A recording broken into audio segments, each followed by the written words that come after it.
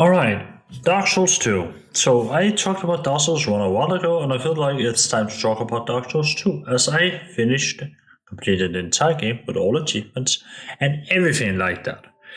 And I've had some time to get some perspective on it, been about a week now since I beat it, and I want to talk a little bit about it, and I want to sort of collate my feelings towards Dark Souls 2, because I've heard the discourse on it, There are people saying that Dark Souls 2 is the worst game to ever exist, that people are saying that Dark Souls 2 is fine, and there are the people who absolutely adore it. To begin with, I need to just explain a couple of things about Dark Souls 2. Then we're gonna just delve into, the deeper reasons why I personally like Dark Souls 2, and I don't find it to be as bad as some people are saying.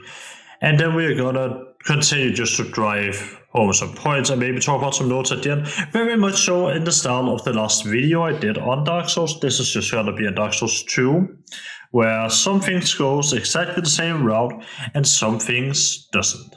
So, let's get into it. Let's talk about a game that I have spent the last 156 hours with, 100% in getting all achievements in and finishing it with a total of 3 different builds in 3.5 playthroughs, or rather 2.5. So, let's just get into criticizing Dark Souls 2 a little bit before we move on. You see, I like to get the negatives out of the way first, and let's just start with hitboxes. I am not going to focus too much on it, but as I think most Souls players know by now, Dark Souls 2 has some hitbox problems. I'll link a video showing some of the more outrageous ones in the description, but there are some legitimate hitbox problems in Dark Souls 2.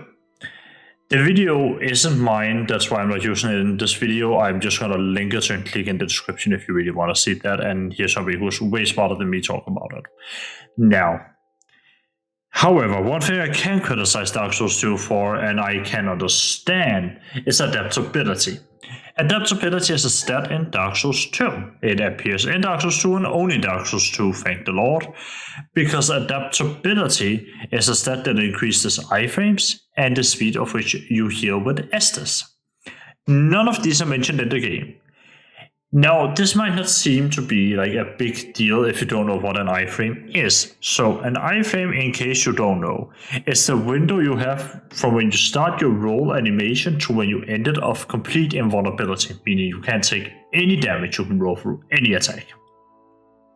In Dark Souls 2, that is tied to adaptability. In Dark Souls 3, it's not really tied to anything, nor is it in Dark Souls. There's no way to increase it or decrease it. It usually is a fixed set of time, usually being about 3 frames that you can roll through an attack. In Dark Souls 2, you start on less than that. Here's the thing. In Dark Souls 2, you start on less than you do in each of the other games. Okay? And then you can increase it through adaptability to go into twice the amount that you had in other games, which is just so overkill and making the game, completely cheesable. Here is the issue. Adaptability completely changes the game flow, because the way the combat works and the game flow within combat is usually tied to how good you are dodging, how you dodge, and what you do in combat, how you avoid attacks.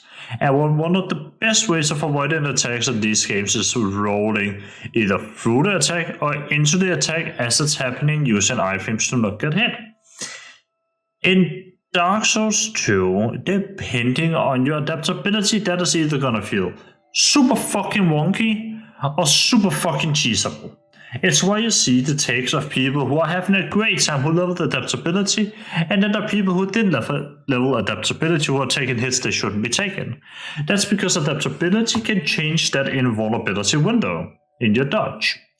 And it fucking sucks ass, because in every playthrough and every character on everything you do, picking adaptability as being one of the stats you immediately want to level is so fucking important and key for the entire flow of the game. And as such, it kind of sucks to have it tied into a non-fixed value, a value that can, sort of define your entire playthrough. However, if that was the only issue there was with Dark Souls 2's combat, that might not be as big of a problem. I've already mentioned the hitboxes. However, gang fights are a thing in Dark Souls 2.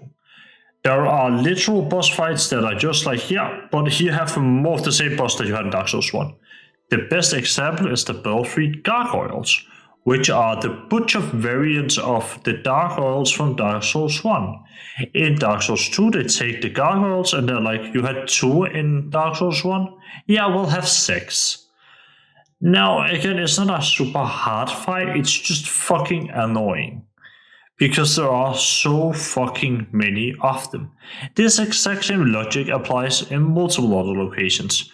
One of the easiest ones to point out that I will just be shitting on because it's easy is the tree in the Forest of Fallen Giants, where there are a bunch of dead bodies, like about 10 or 20 dead bodies that are all actually still alive and they're all going to attack you.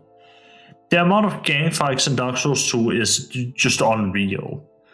And it kind of sucks as the game doesn't really do well with gang fights. Partially because of the camera, but also partially because Souls has never really been a big gang fight game in my opinion. And another thing we do have to mention, because one of the big praises that I also sung for Dark Souls 1 was that it's interconnected world. In case you didn't watch my Dark Souls 1 video or you haven't watched any other Dark Souls 1 videos, in Dark Souls 1 the way the world works is that every area is interconnected. You can go for Blighttown and come back to, the main area, Firelink. You can go from Firelink, go into the Underberg, and after 20-30 minutes of exploring, come back into Firelink through an entirely different route that you just unlocked. Fucking cool system. Super cool shit. Dark Souls 2 decides to look at that going, yeah, that was neat, what about we don't do that? And instead makes every area linear. Meaning that, well, yes, you can take any area in any way you want, like at any point. So you can go to either the gutter, you can go to No Man's Wrath through the area with the lady, you go down underneath it, and then there's this little turning point. You go through some sewers, and you get out to this big, really cool area, fight the dragon, right? And then you go to No Man's Wrath, or you go to the Forest of Fallen Giants. You get to pick. It's fucking neat. However, none of it leads back to each other. There's no overlap there, and I think that's a shame, because that's one of the big things Dark Souls 1 did so well, was having that world that just felt interconnected. It felt real, it felt alive, and I think that is completely missing from Dark Souls 2. And lastly, when it comes to Dark Souls 2, one thing I do have to criticize just a slight bit is just the amount of reused bosses and stuff like that. The last boss, the Felix Century, he's already been brought up by multiple other people, and I'll do it myself. It's a fucking cool boss fight the first time you see him. He is cool. There's these two dudes, one with blunt force weapons and the other with swords. They're ready to impair you and then cut you up. Now, that is a fucking cool boss fight, and it works really well in the boss fight in No Man's Wrath as the ending boss fight before you go on the big ship and sail away. The issue is, that boss is being reused again and again and again and again and again throughout every other area, basically, from there on out, and that kind of sucks as it takes some of the cool facts out of that initial encounter, especially on repeat playthroughs, but it also just kind of makes the enemy type feel slightly weird in comparison to the rest sometimes. What is the Fearing Century doing in the Lost Bastille? Why is he there before the Lost Sinner boss fight? What is he doing? What is bro cooking? So, I have to, just sort of sit there and be kind of sucks, I'm not gonna lie.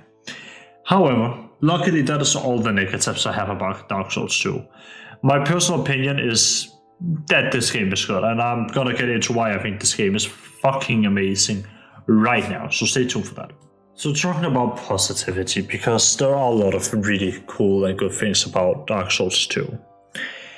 Getting into my number one is build variety. It's just out of the fucking roof in Dark Souls 2. There are so many different ways you can play this game and make yourself extremely overpowered in that is actually insane. There is a YouTuber called Yasmania that has been doing different builds and stuff like that.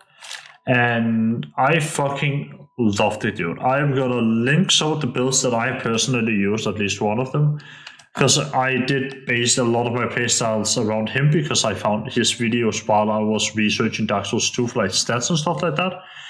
And I saw his Bone Fist video, and I knew I had to try it. I had to try Bone Fist. It was my New Game Plus 1 playthrough, like my second playthrough of the game weapon. And the first one was the Lost Sinner's Katana that you get for beating her after putting the area into New Game Plus. I also, for like the last half of the playthrough I did the Red Twin Blade, because I thought it looked cool. But in general, the channel is super fucking awesome. You should definitely go and check the dude out. I'll link in the description as well. However, turnabout build variety in Dark Souls 2 is insane, because there are so many different weapons, rings, and combos to each of them that it's insane. You can level multiple weapons up to the max, just having fun with them as you go in one playthrough. Build variety is also increased by the fact that you can get New Game Plus weapons early. Now you might be sitting wondering, but how? You need to put the game into New Game Plus to do that. And the answer is yes, but in Dark Souls 2 they have the coolest mechanic in any fucking Souls game. Period. You can't change my mind. And that is the bonfire aesthetic. Bonfire aesthetics is something where you sit at a bonfire and then you can put that area that you're sitting at into New Game Plus. This respawns all items, it respawns the boss, it gives extra money for you, the enemies you kill, and so on. It literally just puts it up in New Game cycle, and that also means that some of the New Game Plus exclusive rewards are, gettable through exactly that. Through, just playing with the bonfire aesthetics, which is super duper cool. I love farming a lot of the bosses. It makes farming them fun. Because you see, whereas in Dark Souls 1, if you wanted to farm souls, you'd likely just be farming enemies, right? In Dark Souls 2, instead of farming enemies, what you can do is farm actual boss fights that do get slightly more difficult. And I think that was really dope. I think it's a neat little feature, and I think it's incredibly cool to see. I think another super positive thing about Dark Souls 2 is just the visuals, man. I'm not a graphic whore, but my god, I love the way FromSoft introduces the areas in Dark Souls 2. The big glamorous shot as you first go into Medulla, or the first time you reach, the Dragon Castle. There are so many moments in Dark Souls 2 that will stay out in my mind forever just due to how they were presented, and I think it is so cool. I also have to admit that I think the DLCs for Dark Souls 2 are all fucking amazing. While I don't think they're necessarily super banger content, I think the fact that they play with different gimmicks, one of them requiring you to use ranged attacks to pluck down different pillars to, get areas to walk on, it's just a cool mechanic. It also leads to my favorite boss fights in any of the games ever, being the Ivory King. I love the Ivory King. Such a cool entrance. Such a fucking cool boss all around. Getting all the knights and exploring the world while trying to find all the knights to help you was also just a fun challenge. I just have to admit, it does so many things right. Dark Souls 2 has some of my hands-down favorite boss fights of all time. I think despite how much it's memed on, the big-ass ancient dragon that doesn't really do anything if you just stab between his toes, it's also just a really fun boss fight. It's just cool visually. It's not a hard boss fight, but it's cool visually. And there's also other things, such as, in my opinion, one of the other cooler boss fights of Dark Souls 2 being, the reskinned Ornstein, sorry. Ornstein appears again in Dark Souls 2, allows you to get his entire armor set and so on. And that's fucking dope. I love how the boss is also used again here as a lore tool. I love how when you finally meet Vendrick that you can feel what the game is talking about. I love how the DLCs allow you to explore the past memories. I love how the world builds itself up. And even more so, I love how the game sort of feels and the freedom it gives you to explore it. I think they're all incredibly cool things. I think a lot of the boss fights are fun. They are incredibly well designed and they are really fun to be around. I think it has some of the worst runbacks, but it is made up usually by the boss fight. And, Dark Lurker being, in my opinion, one of the coolest fights in the game, despite the fact that, at least for me, it wasn't that big of a challenge. I really enjoyed that. I think the entire idea of having all these secret areas that you can explore are just so fucking cool. I really do. I think the freedom the game gives you to play it and explore it in the way you can is also just really cool. And while not everything is a hitter, you have the Demon of Song, which I will be renaming to the Foreskin Demon, that obviously is kind of mid. It's not super cool. It's not super fun to be around. It's kind of just bad. But that's one out of many. And while, like I said before, I have the repeats of boss fights sometimes just roam in the world, it also just feels bad. But overall, I think it's fine. And lastly, I think another cool system in Dark Souls 2 is the limiting of farming. Now, unless you join the Champions Guild, or like the little clan of champions that you enjoy in Majula at the beginning of the game, you can now also remove it at any point or rejoin it at any point. It is essentially a covenant that allows you to infinitely farm mobs. Now, the reason why that is so fucking cool is because in Dark Souls 2, if you found mobs for a certain amount of time, they stop spawning. You have actually just hunted them to extinction. I like the idea of that. I love the idea of, okay, you're having a hard time with this boss. In that case, just kill all the enemies a couple of times, like for an hour or two, and then they'll despawn, they'll not be there anymore. I think that's fine. I think that's a fine system to help people who might struggle with a boss. Lord knows that helped me on Sir Elden. Like, I found that entire area just didn't have any enemies when I actually did the boss fight, because I'd had to do the run back so many goddamn times. And I think a system like that is pretty cool. And I wish that had appeared in more Souls games going forward. I also have to talk about the healing system. H-Bomber guy points it out quite well, but like the guy who gets to design healing in Souls kind of decides the entirety of the game flow.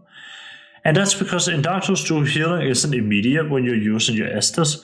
It heals quite fast, nor is it infinite if you use, the Radiant Life Gems. However, due to the Radiant Life Gems, you can, in theory, keep yourself alive forever if you're really, really good at the game. Being that if you can avoid attacks and you can allow the slowly regenerating meter to pop up, yeah, you can, in theory, keep yourself alive. Now, that is fucking hard, but you can do it, and I think that's fairly fucking cool. And I wish more games would take that approach to healing and so on.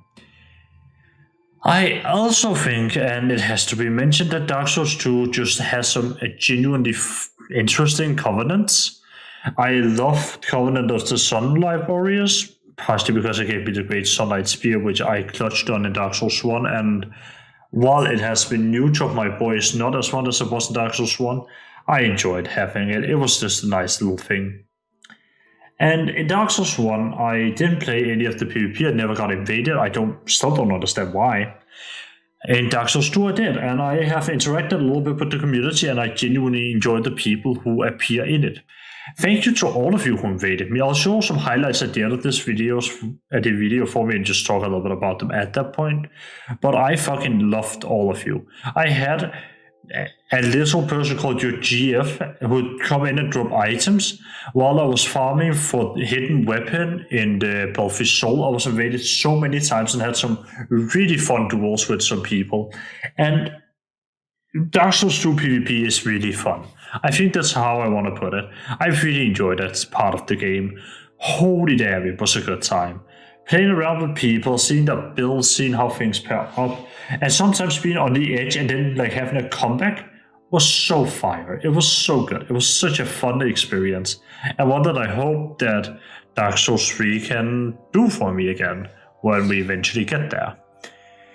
Now, as I said, I did 2.5 playthroughs, which obviously is quite a bit. It's more than I did of Dark Souls 1, and that is because in Dark Souls 2, to get all the spells and sorceries and so on, one of the last things you need to do is to go and talk to a guy that appears in the middle point of the game, and you have to buy some spells from him, and they only appear in the second New Game Plus, like when you're going into New Game Plus 3 and like going through that, they only appear there, which is kinda ass, but it's fine, and bonfire aesthetics doesn't work there. So, let's move into things that I just want to talk about, because story and stuff that we haven't at all talked about. We've just talked about a bunch of things I really like about the game. So let's talk about story and stuff like that. Now, when we're talking about Dark Souls themes, we have to sort of mention the theme of forgetting, you see, because in Dark Souls 1, the themes were unforgiving. It was hopelessness. It was this feeling of being beaten down and getting up again to try again. And while Dark Souls 2 does have that, Dark Souls 2 also has the theme of forgetting. It adds that into the mix, as everything you've done, Orlando, Sift the Scaleless, all of these are gone. Nothing is remembered anymore, and there are entire kingdoms, generations, civilizations have come and gone, all in the span of between Dark Souls 1 and 2. There are multiple civilizations and kingdoms you'll hear about throughout the story, and one of them is through an NPC quest that accidentally is also one of my favorites, where it's an NPC called Lustilia, who ends up having some dialogue that goes like this. My name is Lustilia. I beg of you, remember my name, for I may not myself. As she goes hollow and forgets who she was, where she come from, as this dark curse sort of, tears her up from the inside. And the same exact thing can be said about another major character in the Dark Souls 2 story, that being Kim Vendrick. Kim Vendrick, for those of you who don't know, is the old king that used to rule Dragon Lake, who locked himself away to feed the bonfire, to keep us alive, the eternal flame. And when you see him, he is but a shell of his former self. His beard is, raggedy. He wears almost nothing. His arm was a sack in the corner. He's just walking in circles, looking more like a zombie than an actual giant that he was, And if you attack him, he will fight back, and he is fucking strong. You need to have the giant souls, which you get from defeating some bosses, specific ones. I'm not going to spoil anything. You get from defeating some bosses. You need to have those to decrease his resistance. Otherwise, this boss is fucking hard, because while his attack patterns are easy to predict, they're slow. It's such an endurance fest. And for that, I think it is fairly cool. You see both his strength, but you also see how he's become forgotten. He's a shell of his former self. Dragonlet about to be completely forgotten, along with Majula and everything else. And I think these themes are fucking dope. You get to visit some of the kingdoms in the DLCs, and it just carries that fear of forgetting of loss all the way through, as each of these kingdoms have fallen to ruin. They have fallen to darkness, to the abyss. Because you see, the events of Dark Souls 1, where you kill the Abyss father, fragments of him are spawned, these being the Abyss daughters that each marries a king. One of them being the king of Draenlek, Vendrick, another one being, the other four being for each of the kings of their respective realms. And they are really fucking cool, and aesthetically, the story idea is super cool. The Ivory King for me is my favorite, where he invites this. He knows, at least she suspects he knows, the queen is still alive. He's gone in to fight off the abyss and never came back. The queen, after defeated the Ivory King, after he became corrupted, mentions that he made her feel safe. While she was parasitic and sort of just feeding off him, she suspects he knew that. He knew fully well that she might not have, been there out of completely pure intention, that she just wanted to feel safe, and he did that. So I have to imagine, that sort of also feeds into the theme. That can't just be me, And I think that entire idea is super fucking cool. It is displayed again and again and again throughout Dark Souls 2. And again, Dark Souls 2 also have the entire pilgrimage thing that Dark Souls 1 have, through summonings, through NPC quests, through PvP, through the community that's still very active in Dark Souls 2. However, before I can sit here and pretend that I can recommend just buying Dark Souls 2, I played the Skull of the First Sin edition, which is different from if you just buy the like DLC separately in the game. It will save you some bucks. There are, as far as I can tell, the main major difference is in a replacement. So depending on how you feel about everything, just get that. It's cheaper as far as I can see. And to me, the experience I don't think will change too much by just buying the original. For me, it's also just about the amount of money that I have to throw into it. And Skull of the First Sin was quite frankly cheaper than buying the the standalone game and buying all of the DLCs. Kind of a weird move, but whatever. And in line with that, let's just talk a little bit about what to me is one of the biggest or coolest things about Dark Souls 2, I suppose it's like a better word for it. And that is just the sheer amount of random interactions I've had with people. Because you see, invasions are a major part of Dark Souls games. There are always some funny clips that are from Elden Ring, there are from Dark Souls 1 and 2 and so on. For me, I have not been invaded in Dark Souls 1, I was playing that. Dark Souls 2 though, I got invaded all of the fucking time. Everywhere. And it was hilarious. I love the invasion system in Dark Souls 2. I have had some really fun encounters from people seeing that I was new, that I was just farming or whatever, and coming to drop me items, to people rolling up with giant swords and me with my katana having a duel until I eventually beat them over and over again. I don't know, there's just something about it. Chasing down people who are running from me, there are so many memories. I think my favorite has to be the UGF who invaded my world, came in, dropped items for me because she could see I was new, or he could see I was new, and just left. It was our entire interaction. It was so cute. It was so sweet. I loved that. And I have to just say, I love the community surrounding Dark Souls so far. I have talked, but the people I've interacted with through my previous videos and so on, I like the FromSoft community. So thank you for taking me. Well then, hopefully this video won't do. Hopefully it won't rustle too many feathers. And I suppose lastly I want to go over a couple of notes before we end the video off here. Firstly, as I said, there are differences between Skull of the First Sin and the normal game. If you buy Skull of the First Sin, which is the edition that I played, outside of there being more enemies in some areas and less in others, there are also areas where the DLC items that normally would just put it into inventory actually appear in the game and are pick upable and they are placed in the world, which is kind of cool. I've seen some mixed opinions on Skull of the First Sin. Don't think too much about it. Just get it if that's what you're looking at. That's the cheapest and simplest option for you. People think too much about it. I was spending a lot of time thinking on which edition I should buy and ended up with Scholar. And just because it was cheaper. At the end of the day, I think that's the way you should go about it. Find out what is cheapest for you, how much you're willing to spend and how cheap it is. I'm a college student, I don't have too much money. So I ended up going with what was cheapest, and that was Scholar. I recommend you doing that and don't think too much about it. There are some enemy placements and differences there. And on the latter half, I also have to mention that the multiplayer servers does work. I didn't think they did, but as you can see, I've gotten invaded before, so they definitely do. They work. They work all right. And very, very here at the tail end, the last bits I want to talk about because I think they're important. Is also just the single fact that I absolutely love these games. I love Dark Souls 2. It's a high recommendation for me. I can't help but love it. It is fun. It's interesting. I love these games. Even if they had some shit enemies like Deer Duke's Freya and the spiders around her, because I don't like spiders, they give me arachnophobia, they trigger something inside of me, I almost consider quitting.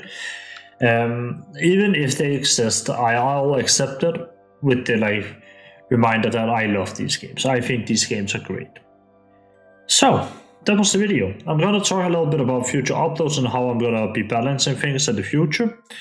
And also that, I hope you have a wonderful day. I hope you enjoyed this video. I hope you'll keep doing what you've been doing and you have a wonderful week ahead of you. And I will see you later. Now, for those of you who care about my future plans and a little bit of personal stuff, then there's that. For one, I am currently in a relationship now, so I have slightly less time to play games and so on. I am working on a video on Bloodborne, which I want to come out as the next thing preferably, but that is not realistic if I have to keep the 2 weeks upload schedule on. For that, I want to say that I might be considering going into I upload when I'm finished with it, so usually there'll probably be a month between uploads or 2. There'll also be a little bit of a break between Bloodborne and Dark Souls 3, because Dragon's Dogma 2 is coming out and I want to play that, so I probably won't be playing Dark Souls 3 on the on the meantime. And also that, I want to do a review of Nightingale and Palworld. I want to talk a little bit about those games because I think Nightingale just looks really interesting, and Palworld has some controversy that I feel like I could talk a little bit about as well. Just have some fun with. So outside of that, I hope you all enjoyed the video. Like, comment, and subscribe. I'm gonna go back to talking with my girlfriend, and I'll see you